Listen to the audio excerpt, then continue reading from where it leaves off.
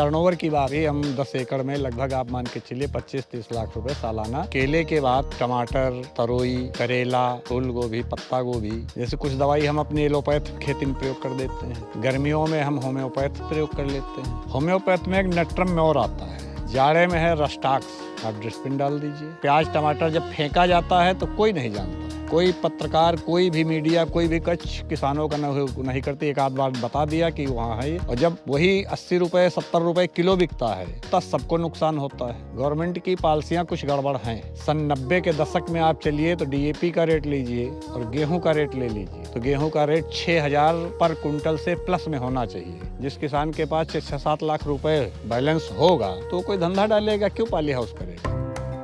ये cash crop है, और किसान होने के नाते बच्चों को पढ़ाना लिखाना, हमको पैसे की आवश्यकता के हिसाब से हमने नगदी फसलें पकड़ी है। देखिए, मैं केला भी करता हूँ, और केले के बाद टमाटर, तरोई, करेला, फूल गोभी, पत्ता गोभी, मतलब जो सीजन जैसा हमको दिख जाता है, मार्केट की उम्मीद जिसकी होती है, वो काम करते हैं। इनकी यील्ड और इनकम बिल्कुल एक लिमिट में है। सब्जियों की खेती का कोई रेट गवर्नमेंट का निर्धारित नहीं है।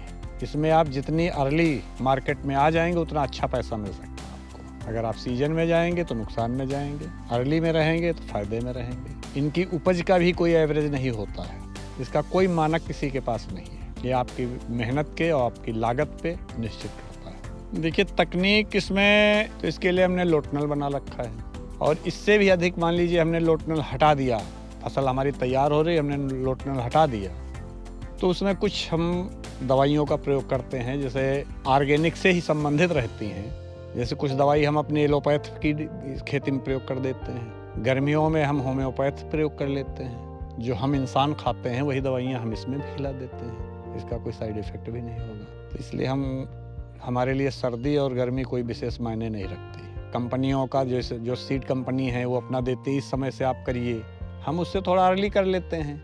वही सीड है, वही सब कुछ है, थोड़ी सी मेहनत करके हम अपना अर्ली कर लेते हैं। भाई थ्योरिकल हम कंपनियों से ले लेते हैं, प्रैक्टिकल अपने आप करते हैं, उसमें रिस्क भी रहता है, कभी कभी नुकसान भी उठाते हैं। हम कामयाब हुए तो प्रॉफिट भी हम ही लेंगे, वो किसी कंपनी को नहीं जाएगा, न किसी दूसरे व्यक्ति को जाएगा। तरोई का रेट पिछली बार हमने 85 रुपये 80 रुपये किलो से स्टार्ट किया था बेचना।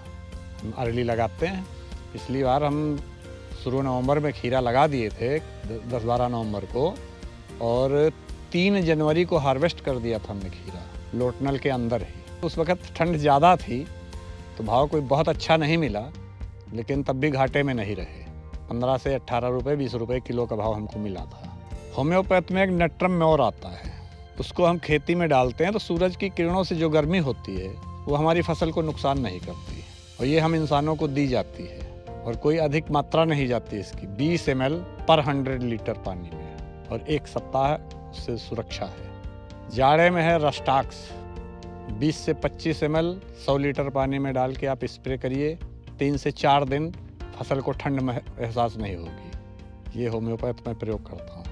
यही जो हम आप सर्दी जुकाम में खाते हैं, आप डिस्प्रिन डाल दीजिए। 1 टैबलेट डिस्प्रिन की 5 लीटर पानी में घोल के स्प्रे कर दीजिए आप। 5 दिन तक उसकी गर्मी उस पौधे पे रहेगी, कोई ठंड असर नहीं करेगी। उसमें गर्मियों में कोई एलोपैथ की है ही नहीं। टेम्परेचर नॉर्मल, अब हम वो पैरासीटामॉल डाल नहीं सकते हैं कि टेम्परेचर नॉर्मल कर दे, उसका कोई औचित्य नहीं बनता है। हमको तो वो चाहिए जो थोड़े समय तक काम करे।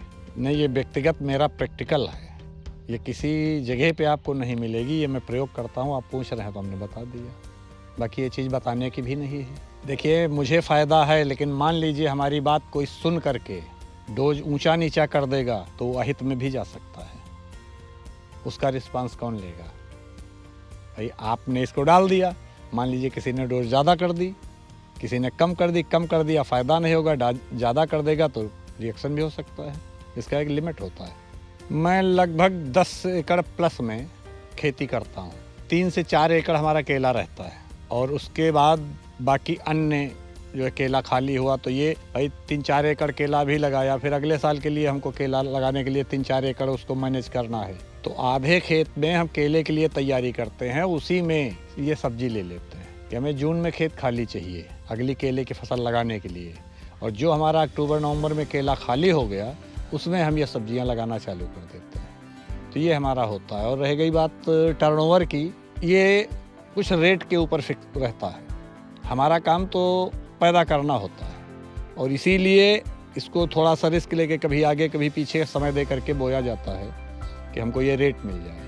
अगर एक निश्चित रेट किसी चीज़ का हो जाए, सब्जियों का भी, फलों का, किसान बिल्कुल क्लियर कट बता सकता है। जैसे इस बार केले में किसानों की लागत नहीं लौटी, लोग कह रहे हैं केला कर रहा है तो इतना होगा। हाँ, जब महंगा बिकता है तो दुनिया जानती है। भाई प्याज टमाटर जब फेंका जाता है तो कोई नहीं जानता है, कोई पत्रकार, कोई भी मीडिया, कोई भी कच्छ किसानों का नहीं करती। एक आध बार बता दिया कि वहाँ है, और जब वही 80 रुपये 70 रुपये किलो बिकता है तो बहुत होता, सबको नुकसान होता है। गवर्नमेंट की पॉलिसियाँ कुछ गड़बड़ हैं। जैसे महंगाई भत्ता जो लोगों को मिलता है, जो सरकारी एम्प्लॉई हैं, इनको लोगों को जिस हिसाब से महंगाई भत्ता उनका बढ़ता है, उस हिसाब से किसानों का महंगाई का रेट बढ़ाना चाहिए। सन 90 के दशक में आप चलिए तो DAP का रेट लीजिए और गेहूं का रेट ले लीजिए, उस एवरेज में जो महंगाइयाँ बढ़ी हैं, दवाई की बढ़ी है, खेती की बढ़ी है, लेबर की महंगाई बढ़ी है, इन सब की महंगाई जोड़ते हुए अगर आप देखें तो गेहूं का रेट 6,000 पर कुंटल से प्लस में होना चाहिए, लेकिन 2200-2300 रुपये का रेट मिल रहा, किसान कहाँ जाएगा? तो ये टर्नओवर की बातें अगर हम गवर्नमेंट रेट से करें तो किसान घाटे में है। किसान अपना उल्टे सीधे काम करके, समय और बेसमय करके पैसा कमा लेता है, तो टर्नओवर का कोई विशेष महत्व तो नहीं रहता। लेकिन फिर भी हम 10 एकड़ में लगभग आप मान के चलिए 25-30 लाख रुपए सालाना, जिसमें मतलब ये टर्नओवर की बात है, इसमें कभी कभी लागत हमारी आधे से अधिक निकल जाती है।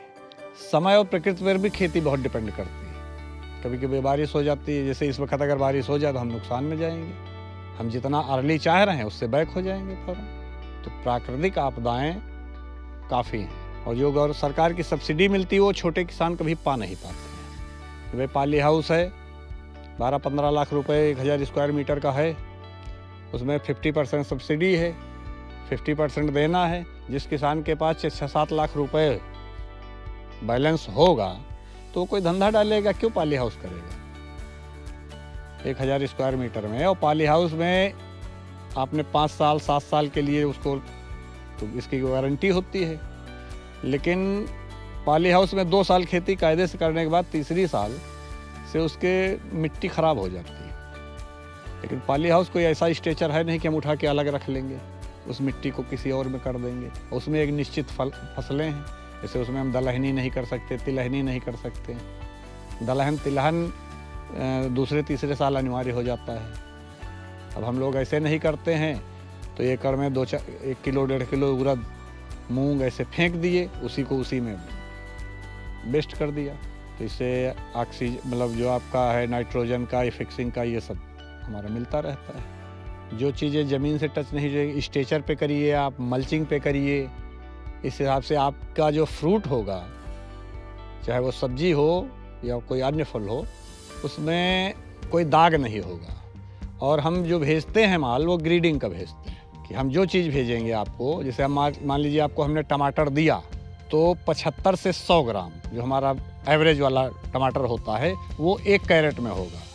75 ग्राम से नीचे का और 50 ग्राम 40 ग्राम तक का 1 में होगा। इससे छोटा वाला हमारा बिल्कुल अलग होगा। हमारी ग्रेडिंग में कोई कमी नहीं होगी। इस वजह से हमारे रेट में कोई अंतर नहीं आता है। मतलब जो माल है रेट उसी का मिलेगा।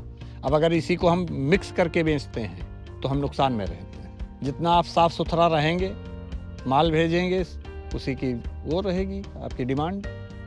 जो भी नई तकनीक आएगी, हमें जानकारी में होगी, तो उसका हम प्रैक्टिकल स्वयं ज़रूर करते हैं। 2 नंबर है, दोनों पे व्हाट्सएप चलता है, जिसके जब मर्जी हो संपर्क कर सकता है। 24 आवर हम ये चाहते हैं कि किसान, मतलब अगर हमारी पद्धति अपनाना चाहता है सो बेटर, अगर उसके पास कुछ है तो वो हमें बताए। अगर वो रिस्क लेना नहीं चाहता तो मैं रिस्क लेने को तैयार हूँ। उसके दिमाग में अगर कोई ऐसा प्लान बना हो तो वह हमारे साथ मिल के काम कर सकता है। हम तो इसके लिए उसका स्वागत करेंगे।